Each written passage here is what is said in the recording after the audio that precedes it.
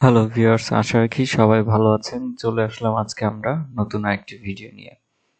অনেকদিন পর আসলে ভিডিও নিয়ে আপনাদের সামনে হাজির। দীর্ঘ একটা লম্বা সময় গ্যাপ পড়েছে সাময়িক ব্যস্ততা এবং হচ্ছে যে শারীরিক কিছু অসুস্থতার কারণে এই গ্যাপটা তৈরি হয়। তো চেষ্টা থাকবে সবসময় ভালো ভালো ভিডিওগুলো আপনাদের সামনে নিয়ে আসার। মার্কেট বর্তমানে কেমন যাবে এবং কেমন হচ্ছে তা নিয়ে আজকে এই ভিডিওতে আলোচনা থাকবে। তো এ থেকে আপনারা আশা করছি যে আগামী কিছু সামনের দিনগুলোর জন্য একটু ধারণাটা পাবেন। তো চলুন এবার আমরা মূল পর্বে শুরু করি, এবং তার আগে একটি কথা না বললেই নয়, শেয়ার বাজার ঝুঁকিপূর্ণ জায়গা, তাই জেনে বুঝে বিনিয়োগ করার চেষ্টা করবেন এবং এখানে কোনো স্টকই বাই সেল নির্দেশনা দেওয়া হচ্ছে না। আমরা যদি বিগত আগের ভিডিওগুলো খেয়াল করি, সেখানেও আমার বলা ছিল যে ডিসেম্বর শেষ দিক থেকে মার্কেটটা ঘুরে দাঁড়াবে, এবং আমরা যদি খেয়াল করি আসলে কিন্তু তাই হয়েছে। ডিসেম্বরের একদম শেষ সপ্তাহ থেকেই মার্কেটটা অল্প অল্প করে বৃদ্ধি পেতে থাকে। তো মার্কেটে এখন আমরা যদি আরএসআইতে খেয়াল করি তাহলে ৬২ মতন আছে। তো মার্কেটে এখন কিছুটা আরএসআই আপনার হাই দিকে উঠানোর চেষ্টা থাকবে। দেন হচ্ছে যে আমার কাছে মনে হচ্ছে মার্কেট এরপরে কিছুটা স্লো হতে পারে। আমরা যদি মার্কেটের রেগুলার ভলিউমটা দেখি তাহলে কিন্তু অনেক ডেভেলপ হয়েছে।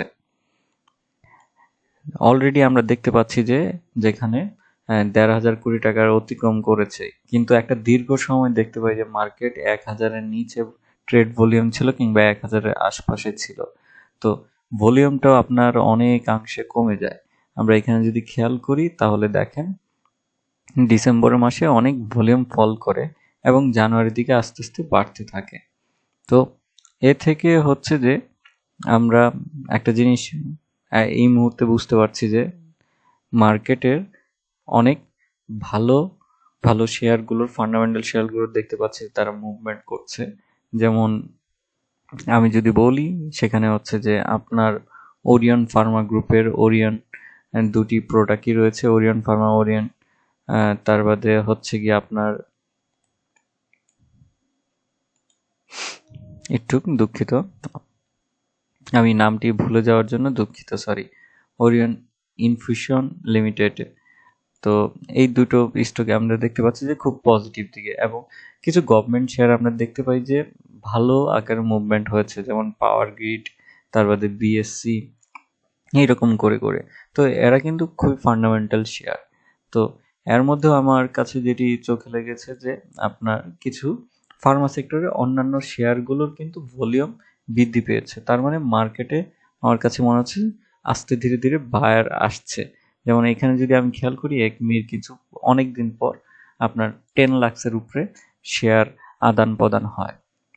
অন্যদিকে যদি আমরা ওরিয়ন ফার্মার যদি খেয়ালটা করি তাহলে দেখবেন যে ওরিয়ন ফার্মারও কিন্তু অনেক দিন পরে আপনার প্রচুর পরিমাণে একটা ট্রেড ভলিউম হয়। তো এইরকম করে দেখা যাচ্ছে যে আপনার আস্তে ধীরে ধীরে মার্কেটটা ঘুরে দাঁড়ানোর চেষ্টা করছে। আমরা যদি খেয়াল করি অন্যান্য স্টকগুলোর দিক থেকে, যেমন স্কয়ার ফার্মা এখন পর্যন্ত আমরা খুব একটা মুভমেন্ট দেখি নাই, তো আশা করা যাচ্ছে যে সামনের দিকেও স্কয়ার ফার্মার দিকেও আমরা মুভমেন্টটা দেখতে পাবো। এবং আমার কাছে যেটি মনে হচ্ছে যে মার্কেটের আপনার যে বর্তমান যে ইন্ডেক্সটি আছে ৭,০০০, আপনার দুঃখিত,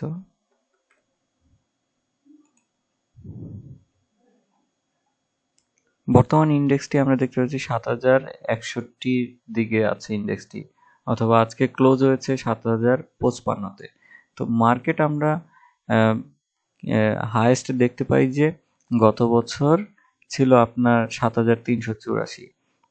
তো আমার কাছে মনে হচ্ছে যে এই ৩৮৪ ব্রেক করার জন্য মার্কেট আসতে ধীরে ধীরে প্রস্তুতি হচ্ছে, কিন্তু এটা বেশিটুক সময় সাপেক্ষ।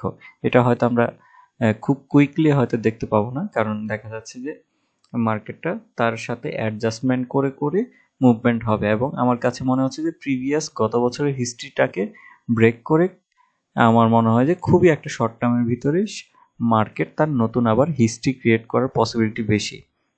এবং মার্কেটে আমাদের খেয়াল রাখতে হবে যে কোন কোম্পানিগুলো এই মুহূর্তে ভালো করছে।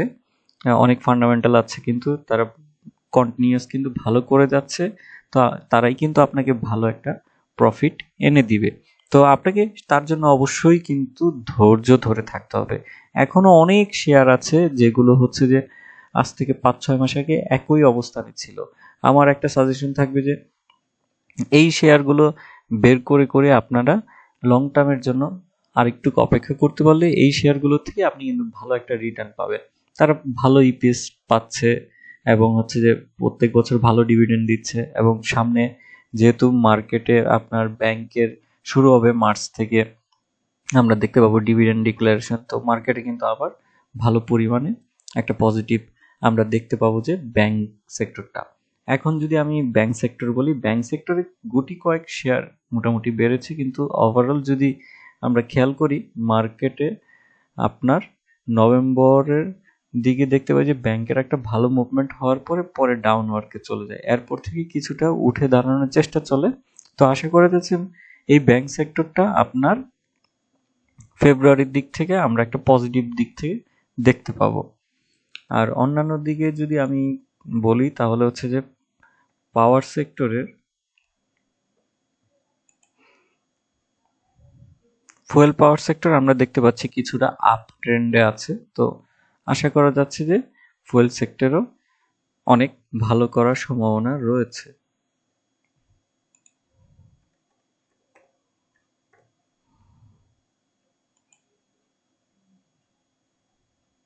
ফার্মা সেক্টরে যে জিনিসটা দেখতে পারবো যে আমরা হয়তো সব শেয়ার আগের মতন এতটা বৃদ্ধি পাবে না।